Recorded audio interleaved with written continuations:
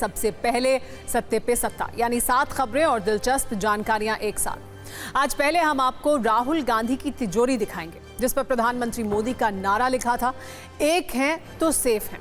लेकिन राहुल गांधी ने आज इस तिजोरी से एक ऐसा पोस्टर निकाला जिस पर सत्ता का क्लेश शुरू हो गया। इसीलिए इस खबर पर हमने शुद्ध राजनीतिक कुंजी तैयार की है। आज कांग्रेस के अध्यक्ष मल्लिकार्जुन खड़गे ने एक विवादित बयान भी दिया है, जिसमें बहुत चिंगारियां हैं। खड़गे ने कहा है कि बीजेपी और आरएसएस समाज के लिए जहर हैं और जहरीले सांपों को मारना बहुत जरूरी है। इसे बीजेपी ने नफरत की पराकाष्ठा बताया है।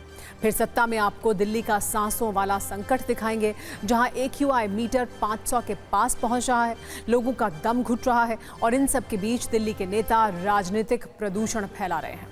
इस पर हमने एक गिरते हुए PQI यानी पॉलिटिक्स क्वालिटी इंडेक्स वाली रील भी बनाई है। दिल्ली में प्रदूषण वाली पॉलिटिक्स के बीच आज आपके पूर्व मंत्री कैलाश गहलोत ने अपने हाथों में कमल थाम लिया है। बीजेपी ज्वाइन करने के बाद उन्होंने कहा है कि ईडी या CBI के दबाव की बात गलत है। उन्होंने केजरीवाल पर लाखों कार्यकर्ताओं की उम्मीद तोड़ने का आरोप लगाया है।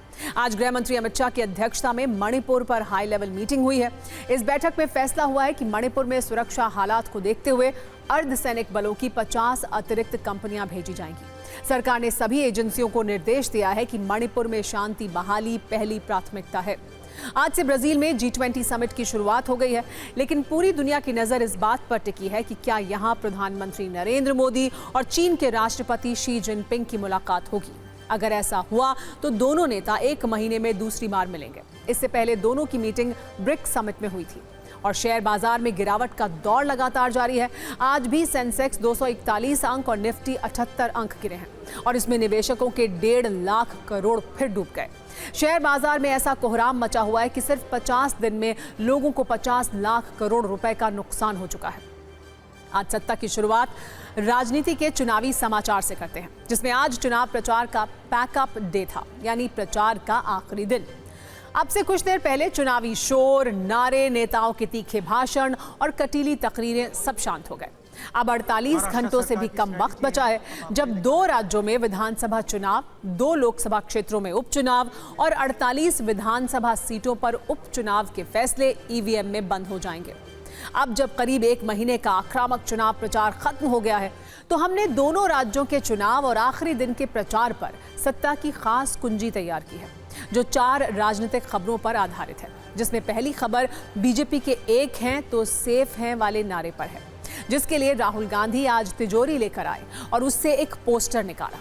दूसरी खबर शरद पवार की है, जिसमें वो कह रहे हैं कि उनसे कोई पंगा ना ले। तीसरी खबर शरद पवार की पत्नी की है, जिन्हें अजीत पवार के अधिकार वाले एक पार्क में जाने से रोक दिया गया। और चौथी खबर उद्धव ठाकरे की वो चेतावनी है, जिसमें वो कह रहे हैं कि मुंबई में कुछ हुआ तो काट देंगे। इन 4 कुंजियों के अलावा आपको महाराष्ट्र चुनाव के वो 5 फैक्टर बताएंगे, जिससे नतीजों की दिशा तय होने वाली है। अब सबसे पहले बात राहुल गांधी की करते हैं, जिन्होंने वोटिंग से 2 दिन पहले आज मुंबई में एक प्रेस कॉन्फ्रेंस की, जो थोड़ी अलग किस्म की थी। बीजेपी पर हमला करने के लिए कांग्रेस पार्टी बीजेपी की एक हैं तो सेफ हैं के नारे से सेफ यानी तिजोरी निकाल लेकर आए थे। इस प्रेस कॉन्फ्रेंस में राहुल गांधी ने एक तिजोरी से 2 पोस्टर निकाले। एक पोस्टर में एक हैं तो सेफ हैं लिखा था, दूसरे पोस्टर में धारावी की तस्वीर लगाई गई थी। इस पोस्टर के जरिए राहुल गांधी मुंबई के धारावी के रीडेवलपमेंट प्रोजेक्ट को लेकर बीजेपी सरकार की नीति की आलोचना कर रहे थे। राहुल ने दोनों पोस्टर लहराते हुए कहा, बीजेपी धारावी की जमीन अडानी को देना चाहती है। एक हैं तो सेफ है का मतलब है मोदी जी, अडानी जी, शाह हैं। सेफ कौन है? मोदी जी, अडानी जी हैं। नुकसान जिसका होगा जनता का होगा, ये नारा उन्होंने दिया है। राहुल गांधी के इस हमले का जवाब भी आज ही आ गया। बीजेपी ने राहुल गांधी को फेक कहा। कल कुल मिलाकर प्रचार के आखिरी दिनों में राजनीतिक आग की लपटें काफी ऊंची थीं। देखिए क्या कुछ हुआ।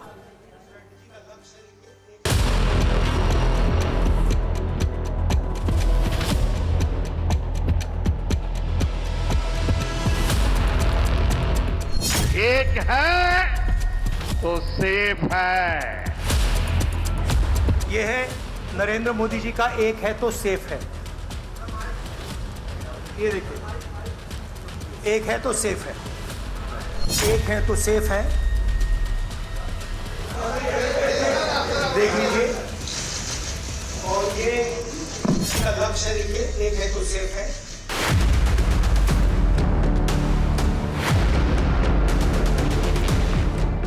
एक है तो सेफ है, एक कौन है? एक नरेंद्र मोदी जी हैं, अदानी जी हैं, अमित शाह जी हैं। सेफ है तो कौन सेफ है? अदानी जी सेफ हैं। कष्ट किसको होगा? धारावी की जनता को होगा। नुकसान किसका होगा? धारावी की जनता को होगा।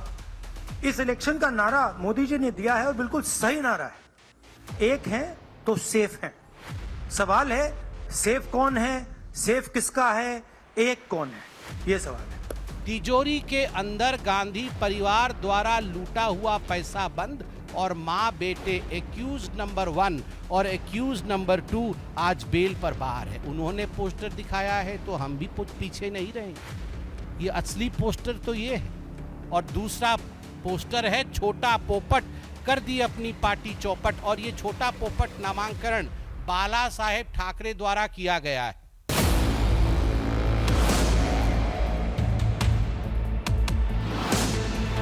बराबर है। ये तीनों लोग यही काम कर रहे हैं हर दिन।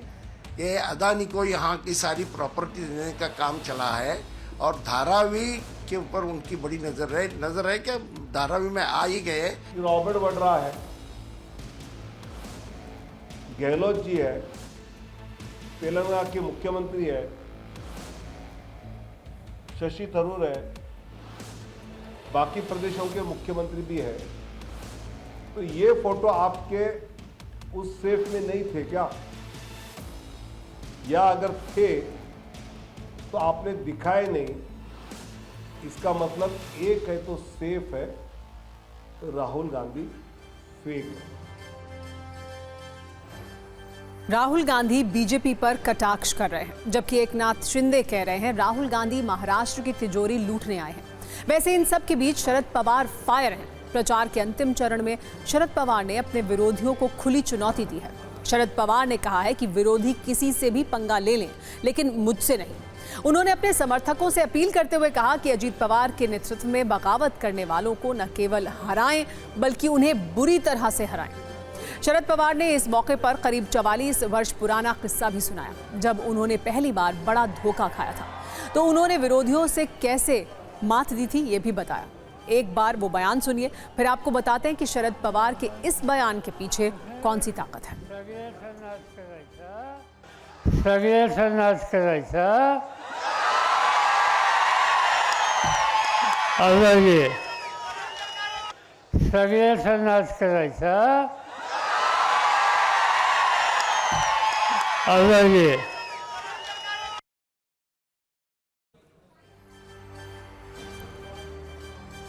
दरअसल शरद पवार के इस दर्द के पीछे पिछले वर्ष का वो जख्म है जब भतीजे अजीत पवार की अगुवाई में एनसीपी के ज्यादातर विधायक शरद पवार से अलग हो गए, जिसके बाद पार्टी का नाम और निशान दोनों शरद पवार से छिन गए।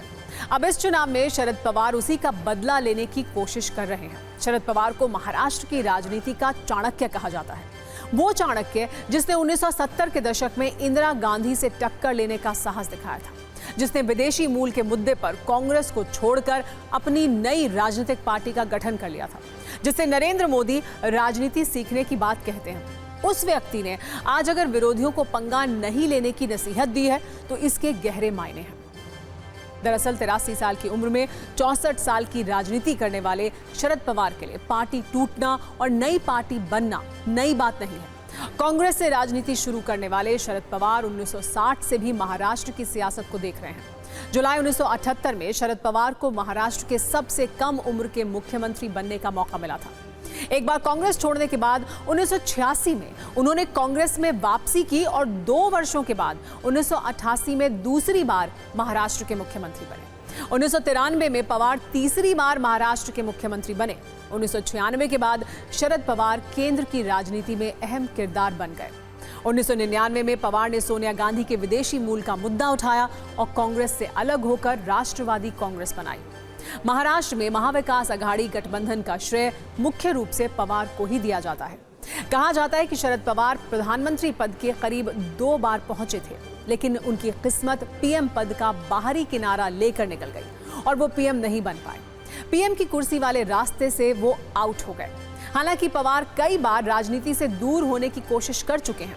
2023 में भी ऐसा हुआ था, लेकिन कुछ घंटों की मौन रणनीति के बाद वो सियासत में सक्रिय हैं और पार्टी तोड़ने वालों को सबक सिखाना चाहते हैं।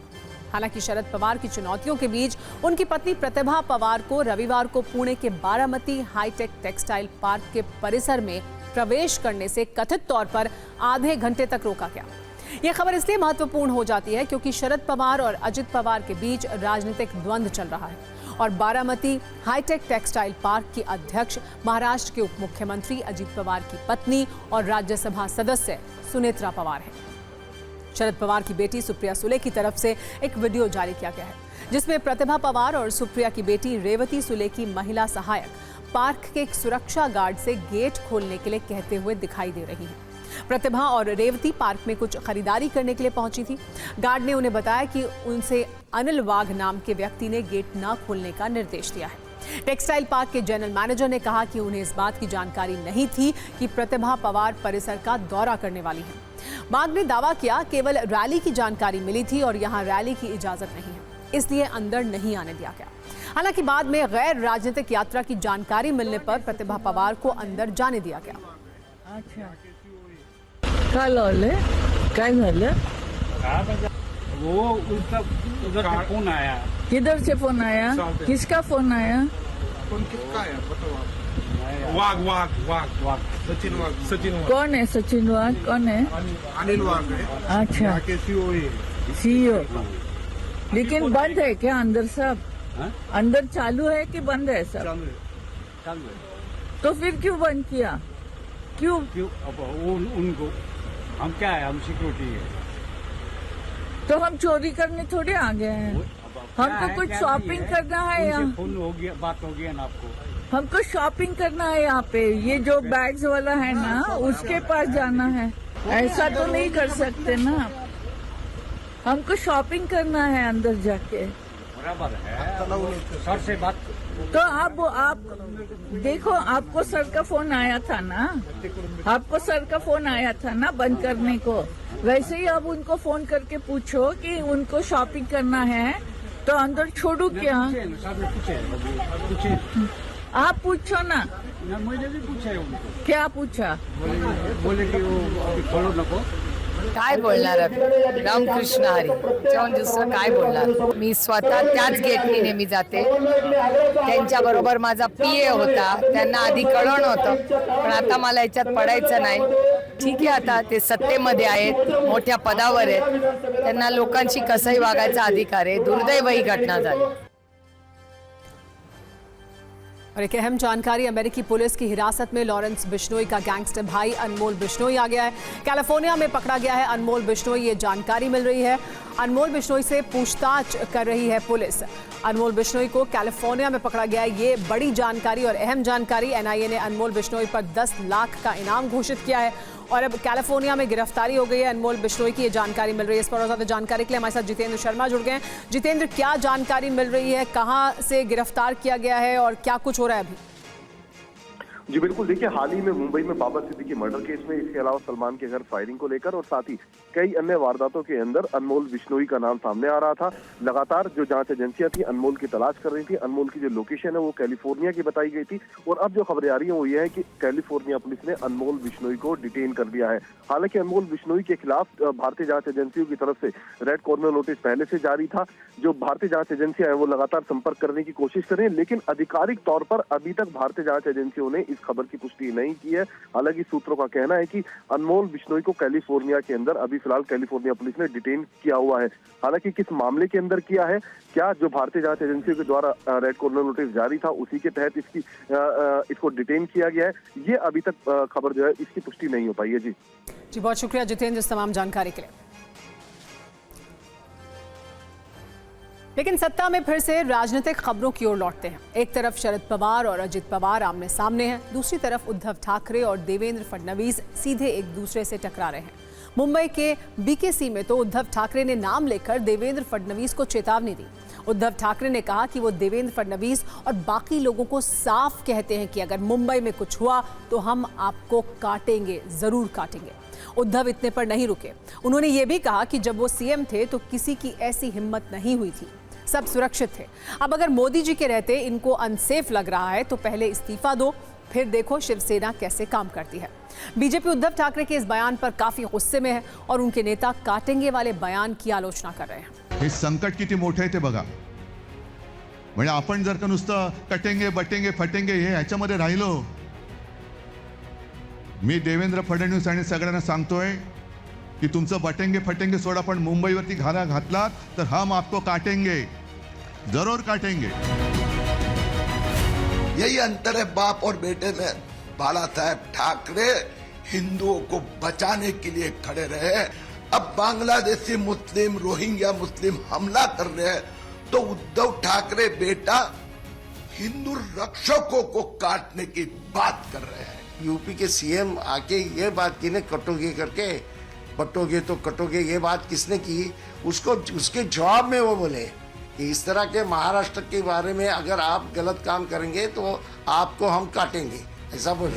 अरे झडलेली पानं मी फेविकॉलनी परत चिपकत बसू? जो इंडी गठबंधन है, जिसे वो अलग से गठबंधन महाराष्ट्र अघाड़ी करके बनाया हुआ है, उसकी करारी पराजय होने जा रही, इसलिए बौखलाहट में इस प्रकार के बयान दे रहे हैं।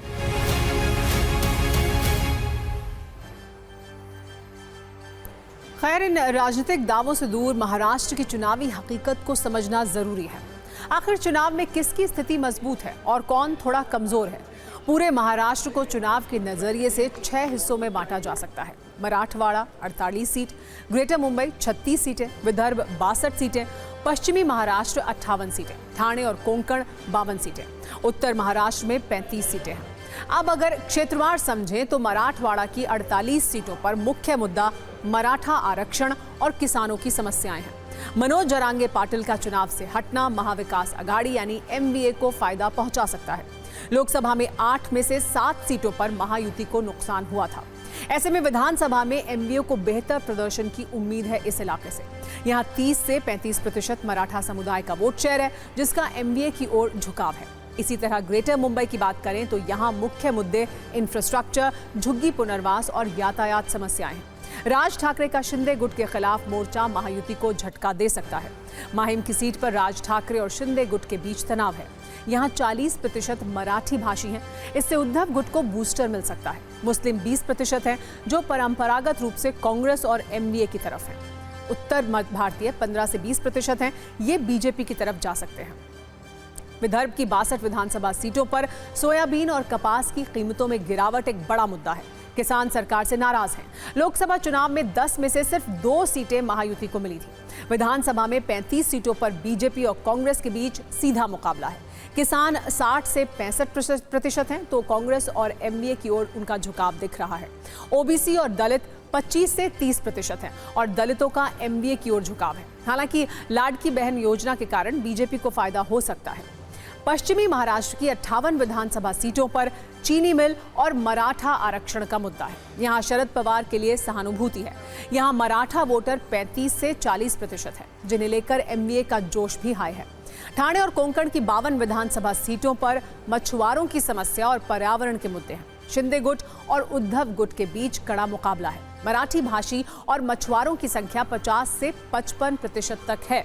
और उत्तर महाराष्ट्र की 35 विधानसभा सीटों की अगर बात करें तो सिंचाई परियोजनाएं और बेरोजगारी ज्यादा ट्रेंडिंग है। कांग्रेस और बीजेपी के लिए यहां कड़ा मुकाबला है। एनसीपी के पारंपरिक गढ़ में शरद पवार का प्रभाव है। ओबीसी और आदिवासी वोटरों की संख्या 40 से 45% है, जिन पर कांग्रेस और एनसीपी की उम्मीदें टिकी हुई हैं। महायुति ने 1500 से 2100 रुपए का वायदा किया, पर अभी महाविकास अघाड़ी ने 3000 रुपए प्रतिमाह देने की घोषणा की है। इसीलिए महिलाएं एमवीए की ओर जा सकती हैं। वैसे इस चुनाव में मुस्लिम और दलित वोटर्स की एकजुटता गेम बदल सकती है। जानकारों का दावा है कि लोकसभा और विधानसभा चुनाव में मुस्लिम और दलित वोट बैंक एमवीए की ओर जा सकता है। मुस्लिम समुदाय मुंबई, मराठवाड़ा और विदर्भ में निर्णायक भूमिका भी निभा सकता है। राज्य में मुस्लिम समुदाय की कुल आबादी लगभग 11.56% है। ये 38 विधानसभा सीटों पर निर्णायक भूमिका निभाते हैं, जिनमें से 9 सीटों पर उनकी आबादी 40% से अधिक है। वहीं दलितों की बात करें तो इनकी आबादी लगभग 12% है और 88 विधानसभा सीटों पर महत्वपूर्ण भूमिका निभाते हैं, जहां वे चुनाव परिणामों को प्रभावित कर सकते हैं। वैसे क्या होगा, इसके नतीजे आने के में ज्यादा वक्त बाकी नहीं है। 20 नवंबर को वोटिंग है और 23 नवंबर को नतीजे आ जाएंगे। सत्ता में आज अब बात करते हैं दिल्ली वालों का दर्द। आपको बताते हैं दिल्ली वालों का दर्द एक गजल की चंद लाइनों से कुछ बयां इस तरह होता है। चेहरे पे सारे शहर के गर्द मलाल है, जो दिल का हाल है वही दिल्ली का हाल है। मशहूर गजल गायक मलकजादा मंजूर अहमद की ये पंक्तियां राजधानी दिल्ली और इसकी जहरीली हवा में जीने के लिए मजबूर लोगों पर बिल्कुल सटीक बैठती हैं। जहां पाबंदियों और एयर क्वालिटी इंडेक्स के बीच एक रेस चल रही है कि कौन ज्यादा बढ़ता है। सरकार दिल्ली में पाबंदियां बढ़ाती जा रही है तो जहरीली हवा का इंडेक्स भी उसी तेजी से भाग रहा है और अब ये 500 के लेवल को टच करने लगा है। आज इस धुआंधार दिल्ली पर देश की सबसे बड़ी अदालत यानी सुप्रीम कोर्ट ने दिल्ली सरकार, केंद्र सरकार और प्रदूषण से संबंधित संस्थाओं को कैसे कड़ी फटकार लगाई है, पहले हम आपको आइए वो बताते हैं। सुप्रीम कोर्ट ने आज पूछा, जब दिल्ली में एयर क्वालिटी इंडेक्स 300 के पार चला गया था तो ग्रैप 3 की पाबंदियों को लागू करने में देरी क्यों की गई। कोर्ट ने सवाल किया कि जब 12 नवंबर को ही AQI का मीटर 300 क्रॉस कर गया तो ग्रैप 3 लागू करने के लिए 3 दिन तक इंतजार क्यों किया गया। अब दिल्ली में ग्रैप 4 की पाबंदियां सरकार कैसे लागू करेगी, ये कोर्ट को बताना होगा। साथ ही सुप्रीम कोर्ट ने कहा कि कोर्ट की इजाजत लिए बगैर दिल्ली में ग्रैप 4 नहीं हटाया जाएगा, फिर चाहे AQI 300 से नीचे ही क्यों ना चला जाए। अब सरकार को ग्रैप 4 पर कोई भी फैसला कोर्ट से पूछकर ही लेना होगा। सुप्रीम कोर्ट ने यह भी कहा है कि प्रदूषण लगातार बढ़ रहा है, इसलिए ग्रैप में बदलाव भी जरूरी है और ये बदलाव कोर्ट द्वारा किया जाएगा। कोर्ट ने दिल्ली सरकार से शुक्रवार तक प्रदूषण पर उठाए गए सभी कदमों की एक डिटेल भी मांगी है। इसके अलावा दिल्ली NCR में बढ़ते वायु प्रदूषण की वजह से सुप्रीम कोर्ट ने सभी NCR राज्यों से कहा है कि 12वीं तक के सभी स्कूलों को बंद करें, यानी 12वीं तक की सभी क्लास की पढ़ाई अब सिर्फ ऑनलाइन मोड में होगी। यानी दिल्ली में अब विंटर और समर वेकेशन की तरह प्रदूषण वेकेशन भी आ गया है। जिस ग्रेडेड रिस्पॉन्स एक्शन प्लान यानी ग्रैप को लेकर सुप्रीम कोर्ट ने सरकार को फटकार लगाई है, वो होता क्या है और अभी ये कैसे डेंजर अलार्म बजा रहा है, ये भी आप समझ लीजिए। हवा के प्रदूषण स्तर की जांच करने के लिए इसे 4 कैटेगरी में बांटा गया है। हर स्तर के लिए पैमाने और उपाय तय हैं। ग्रैप 1 तब लागू किया जाता है जब AQI 201 से 300 के बीच होता है, जिसे खराब श्रेणी कहा जाता है। ग्रैप 2 की पाबंदियां 301 से 400 AQI के बीच लागू होती हैं, जिसे बहुत खराब कैटेगरी कहा जाता है। ग्रैप 3 400 के पार AQI पर आता है, जो गंभीर श्रेणी है, और जब AQI 450 के पार चला जाता है तो ग्रैप 4 की पाबंदियां लगाई जाती हैं और इसे सीवियर प्लस यानी गंभीर से ज्यादा माना जाता है। और चिंता की बात यह है कि इस वक्त दिल्ली के सभी इलाके जहरीली धुंध की चादर में लिपटे हुए हैं और दिल्ली वालों को प्रदूषण भी बिल्कुल मुफ्त में मिल रहा है। सेंट्रल पोल्यूशन कंट्रोल बोर्ड के अनुसार आज सुबह 6 बजे दिल्ली के सभी जगहों पर AQI 450 से ज्यादा रिकॉर्ड किया गया है और 500 के मीटर को वो टच करने वाला है, फिर चाहे वो आनंद विहार का इलाका हो या फिर पंजाबी बाग का। हर जगह ये नंबर 500 के करीब है। इस तरह का AQI हैजार्डस यानी बहुत खतरनाक की श्रेणी में आता है और बेचारे दिल्ली वाले इसी हवा में सांस लेने के लिए मजबूर हैं। वैसे आज दिल्ली वालों को अपने नेताओं का असली रंग भी देखना चाहिए। जब सभी को मिलकर प्रदूषण से लड़ने की जरूरत है, ऐसे वक्त में ये नेता आपस में ही लड़ रहे हैं, एक दूसरे को ज्ञान बांट रहे हैं और राजनीतिक प्रदूषण फैला रहे हैं, और इसमें कोई भी किसी से कम नहीं है। दिल्ली में आज प्रदूषण पर बीजेपी की ओर से फिल्म की तर्ज पर एक पोस्टर रिलीज किया गया है, जिसमें केजरीवाल की तस्वीर है और लिखा है कि दिल्ली में सांसों का आपातकाल है, और इसके डायरेक्टर केजरीवाल हैं। इसके अलावा दिल्ली में आज बीजेपी नेताओं ने मेट्रो के बाहर मास्क भी बांटे और दिल्ली की सरकार को नकारा बताया। इसका जवाब दिल्ली की मुख्यमंत्री ने कैसे दिया, इस पर आप दिल्ली में गिरते हुए PQI यानी पॉलिटिकल क्वालिटी इंडेक्स वाली एक रील भी देखिए।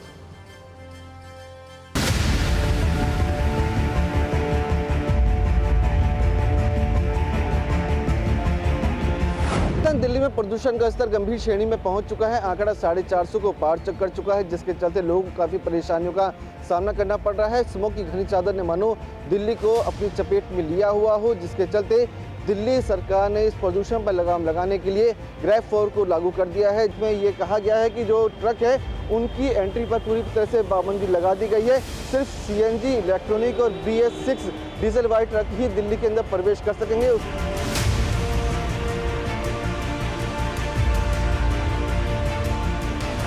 क्यों केंद्र सरकार इस मुद्दे पे सिर्फ और सिर्फ राजनीति कर रही है? क्यों केंद्र सरकार पराली जलाने की घटनाओं को रोकने के लिए कोई कदम नहीं उठा रही? मेरी केंद्र सरकार से यही अपील है कि राजनीति करना बंद करें, सामने आए, कदम उठाएं।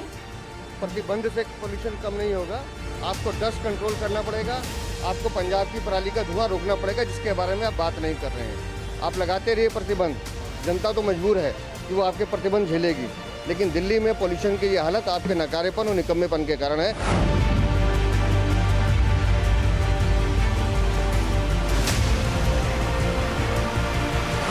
पॉल्यूशन 500 के पार है, ये हालात हैं दिल्ली के।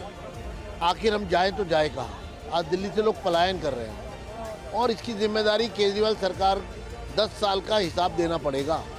पूरे उत्तर भारत में कोई ऐसा शहर नहीं बचा है जहां लोगों का दम नहीं घुट रहा हो, और भारतीय जनता पार्टी टुच्ची राजनीति के तहत में यहाँ दिल्ली में मास्क मार्ट के करिए हम पॉल्यूशन का सॉल्यूशन निकाल रहे हैं। अरे केंद्र में सरकार है आपकी यार, क्यों ऐसी कर रहे हो? लोगों के ऊपर थोड़ा तो रहम करो। भारतीय जनता पार्टी जिंदाबाद, महिला मोर्चा जिंदाबाद, महिला मोर्चा जिंदाबाद।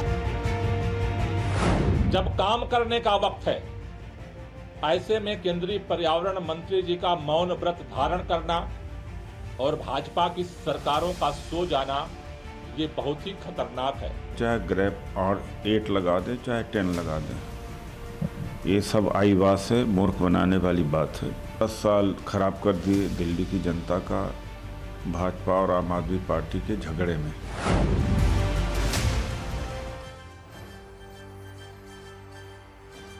आज हमने प्रदूषण से थम रही सांसों पर सत्ता का एक नंबर गेम भी तैयार किया है, जो अपने आप में डराने वाला है। रिपोर्ट्स के अनुसार दिल्ली में हर वर्ष वायु प्रदूषण की वजह से 12,000 से ज्यादा लोगों की मौत हो जाती है। अमेरिका की एक agency state of global air की 2024 की एक रिपोर्ट के मुताबिक पूरे भारत में हर वर्ष करीब 20 लाख लोगों की जिंदगी वायु प्रदूषण से होने वाली बीमारियों की वजह से खत्म हो जाती है, और ऐसा 2021 में ही हुआ है। इस लिहाज से भारत में हर महीने 1.25 लाख लोग प्रदूषण की वजह से खत्म हो जाते हैं, जबकि हर दिन 479 लोगों की मौत एयर पोल्यूशन से हो रही है। और अफसोस की बात यह है कि इनमें ज्यादातर बच्चे हैं।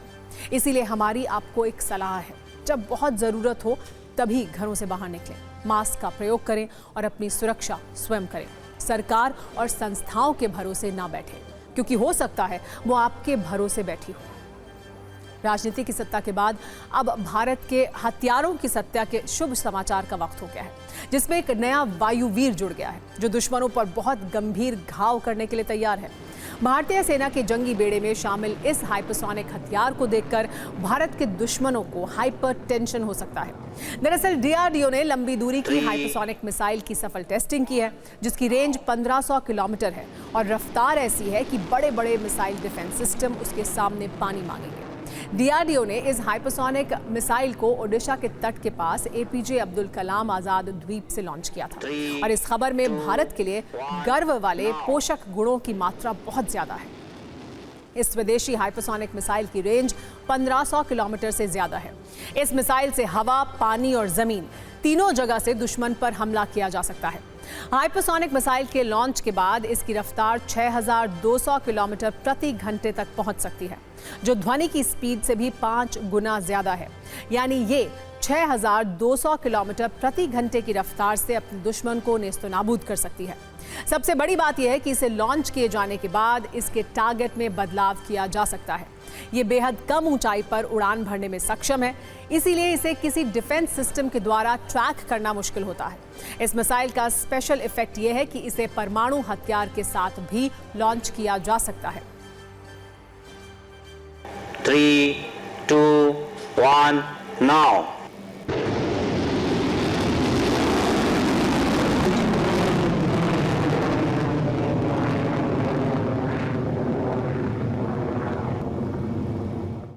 Three, 2, 1, now.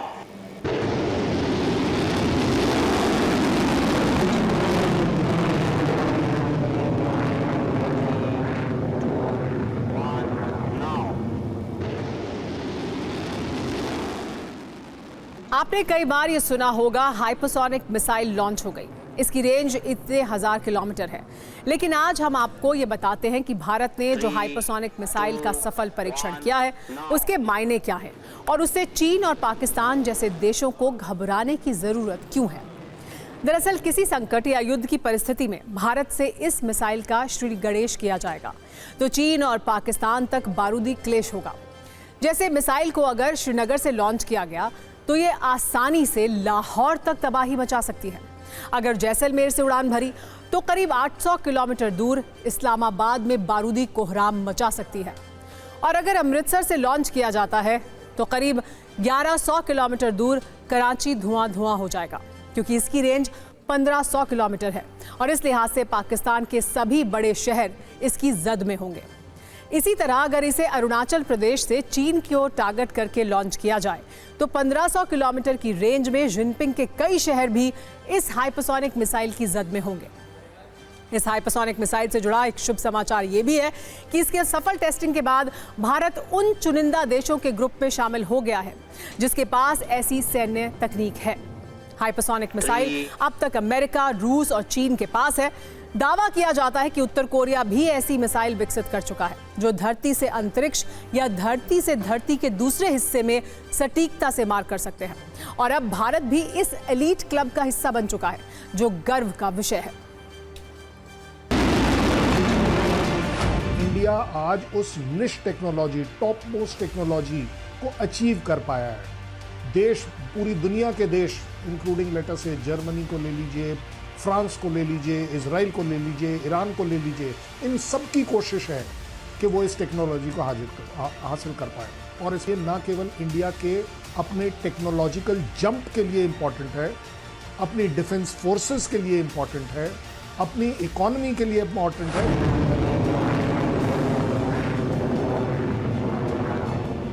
वो 5 गुना आपकी आवाज़ से जो ट्रेवल करने की स्पीड है उससे ज़्यादा ट्रेवल करती है। सो इसको अपने आप में इंटरसेप्ट कर पाना बड़ा मुश्किल है। इसे डिटेक्ट कर पाना एक बहुत मुश्किल कार्य है और उसको कंटिन्यूअस सर्वेलेंस में कर उसे गिरा पाना एक नियरली इम्पॉसिबल बात है। जहाँ तक न्यूक्लियर टिप्ड भी हो सकती है, ये सबसे बड़ी बात ये भी एक है कि हम कहीं पर भी एक न्यूक्लियर बॉम्ब गिरा सकते हैं। हमारी पॉलिसी हो या ना हो वो एक अलग बात है, बट ये काबिलियत और क्षमता होना अपने आप में बहुत बड़ी बात है।